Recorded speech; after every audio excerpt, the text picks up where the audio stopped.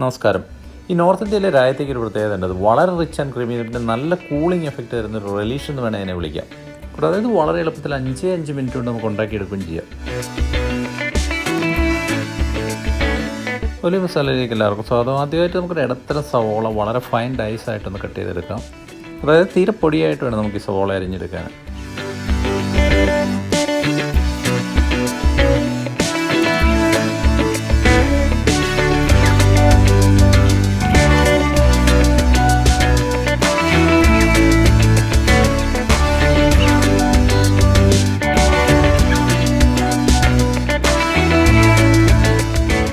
അതിനുശേഷം അതൊരു പാത്രത്തിലിട്ട് കുറച്ച് ഉപ്പും അതിൻ്റെ മുകളിലിട്ടിട്ട് നമുക്കൊരു 10-15 മിനിറ്റ് നേരം ഒന്ന് വെറുതെ വെച്ചേക്കണം.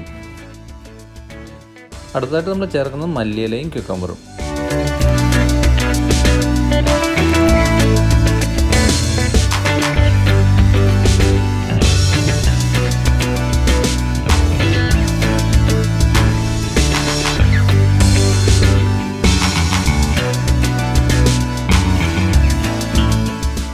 അങ്ങനെ ഒരു 15 മിനിറ്റിന് ശേഷം നന്നായിട്ടൊന്ന് ഞെക്കി പിഴിഞ്ഞ് ഈ ഉള്ളിയുടെ ജ്യൂസ് മുഴുവൻ നമുക്കൊന്ന് മാറ്റിക്കളയണം. അങ്ങനെ ചെയ്യുന്നതുകൊണ്ട് ആ ഉള്ളിയുടെ സ്ട്രോങ് ഫ്ലേവർ മാറ്റി നമുക്കതൊന്ന് മൈൽഡാക്കി എടുക്കാൻ പറ്റും. ഈ ക്യുക്കമ്പറും ഫ്രഷ് ആയിട്ടുള്ള നല്ല കട്ടത്തൈരും ചൂടിനും അതുപോലെ നമ്മുടെ ഡൈജസ്റ്റീവ് സിസ്റ്റത്തിനും വളരെ നല്ലതാണ്. ഈ ഒരു മിക്സിൻ്റെ കൂടെ ആ സ്പൈസസ് കൂടി വളരെ കറക്റ്റ് അളവിൽ ചേർക്കുമ്പോഴാണ് ആ നോർത്ത് ഇന്ത്യൻ രായത്തയുടെ ആ പ്രത്യേക ഒരു ടേസ്റ്റ് നമുക്ക് എൻജോയ് ചെയ്യാൻ പറ്റുന്നത്. നമ്മളെല്ലാം ഇവിടെ അരിഞ്ഞ് റെഡിയാക്കിയിട്ടുണ്ട്. ഇനി നമുക്ക് ഓരോ ഇൻഗ്രീഡിയൻസ് ഇതിൻ്റെ കൂടെ ചേർക്കാം. പാകത്തിന് ഉപ്പ്, ക്യുമിൻ പൗഡർ, അതാ ജീരകപ്പൊടി. ഈ തൈര് അല്ലെങ്കിൽ മോരും ജീരകവും കൂടി ഒരു നല്ല കോമ്പിനേഷനാണ്. ഈ ഗൾഫിലൊക്കെ പോയിട്ടുള്ളവർക്കറിയാം ജീര ലബ എന്ന് പറയുന്നത് അവിടുത്തെ വളരെ പോപ്പുലർ ആയിട്ടുള്ള ഒരു ഡ്രിങ്ക് ആണെന്ന്. അടുത്തായിട്ട് അല്പം കുരുമുളക് പൊടി. ഞാനിവിടെ ഉപയോഗിക്കുന്നത് വൈറ്റ് പെപ്പറാണ്. ബ്ലാക്ക് ഉപയോഗിച്ചാലും കുഴപ്പമില്ല. ഇനി ഇതെല്ലാം കൂടി നമുക്കൊന്ന് മിക്സ് ചെയ്തെടുക്കാം.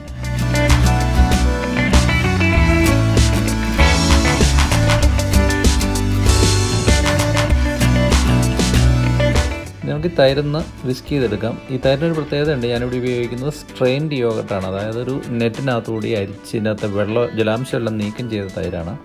നമുക്ക് സാധാരണ തൈര് ഉപയോഗിക്കാം, പക്ഷേ ഇങ്ങനെ ചെയ്യുകയാണെങ്കിൽ ഈ രായത്തേക്കൊരു ക്രീമിനെസ്സും റിച്ച്നെസ്സും കൂടുതലായിട്ട് നമുക്ക് കിട്ടും. തൈര് ഒരുപാട് തിക്കായിട്ട് തോന്നുകയാണെങ്കിൽ വിസ്ക് ചെയ്യുമ്പോൾ അല്പം വെള്ളം ചേർത്താൽ മതി.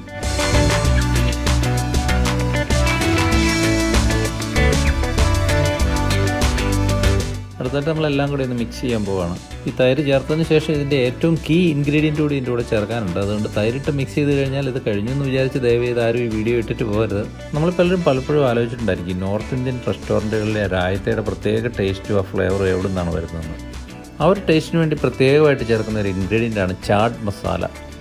നമുക്ക് നമ്മുടെ രായത്തിലും കുറച്ച് ചാട്ട് മസാല ചേർത്തൊന്ന് മിക്സ് ചെയ്തെടുക്കാം. അങ്ങനെ ഇഷ്ടമുള്ളവർക്ക് എല്ലാവർക്കും ഇപ്രകാരം നോർത്ത് ഇന്ത്യയിൽ കിട്ടുന്ന അതേ രായത്ത് തന്നെ ഉണ്ടാക്കിയെടുക്കാവുന്നതാണ്.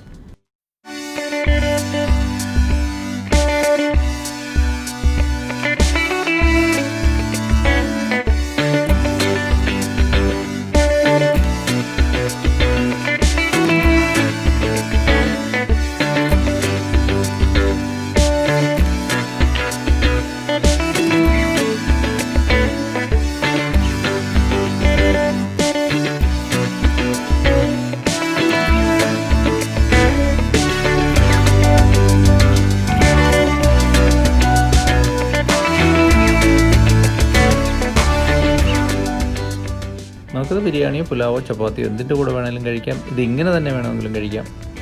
മറ്റൊരു പ്രധാന രുചിയുമായി വീണ്ടും കാണുന്നവരെ ഈ ഒരു എപ്പിസോഡ് കണ്ട എല്ലാവർക്കും നന്ദി.